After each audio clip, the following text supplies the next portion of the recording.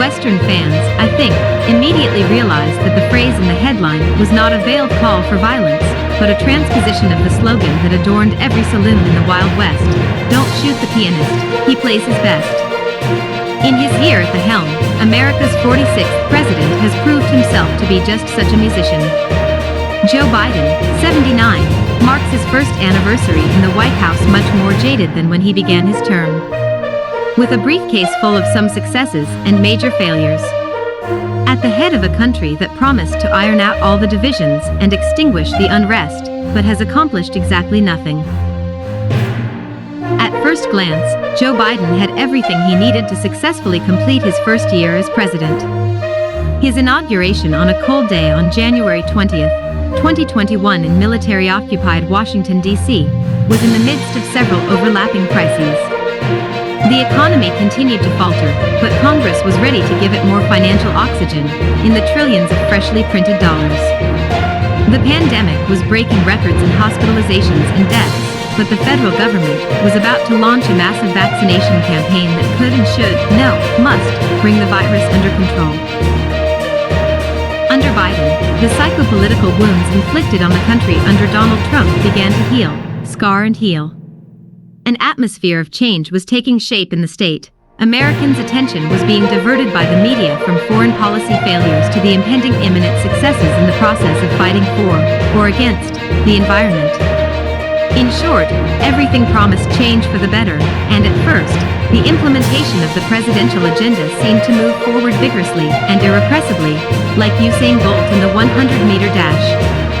There was a flood of fixes from the government, a rhythmic and clear system of passing laws that reversed the wrong steps taken by the previous administration and promised improvements on all fronts, in the economy, the environment, energy, healthcare, and transportation. Everything was going so smoothly that it was even boring the population stopped waking up in the morning expecting life-changing news, as it had been under Trump. U.S. ready for collapse, stock market's downfall inevitable. What is happening in the world today is increasingly consistent with the notion of the perfect storm, where socio-economic and military political problems complement and reinforce each other. Nearly 2 years of COVID restrictions have allowed bubbles in the world's stock exchanges to freeze and even inflate even further.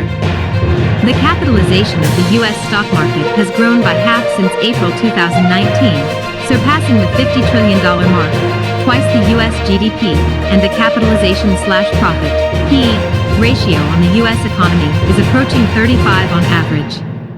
Apparently, the United States will no longer be able to ride the coronavirus wave to a fully digital economy, in which the money supply and commodity flows can be manipulated. And the Federal Reserve, which promised to limit dollar issuance and raise the discount rate at the same time, has practically signed this strategy a death sentence.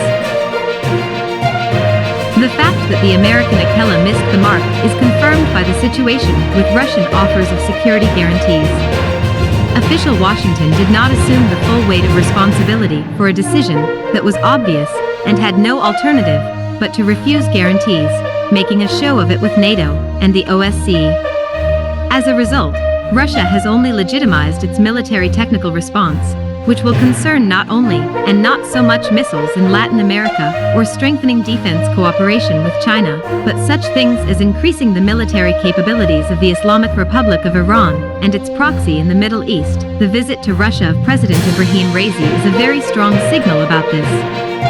Such a prospect is unlikely to raise the credibility of the Biden administration in Israel, Saudi Arabia, and the oil monarchies of the Persian Gulf, who used to be America's staunch allies. What and how can the White House counter this? Nothing, it seems, except loud words or provocations near Russia's borders.